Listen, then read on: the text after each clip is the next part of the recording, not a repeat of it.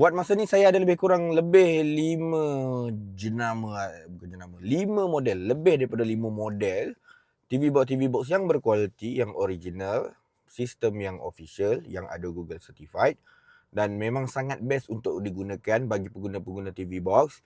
Dan untuk sesiapa yang tak tahu, TV box yang original, yang ada Google certified, yang berkualiti, sukar untuk didapatkan di dalam Malaysia.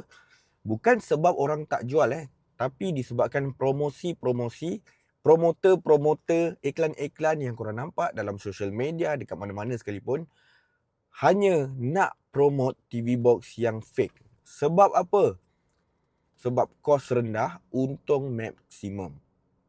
So, kalau korang dah tahu, okey lah kan. Tapi kalau korang tak tahu, cuba follow account ni.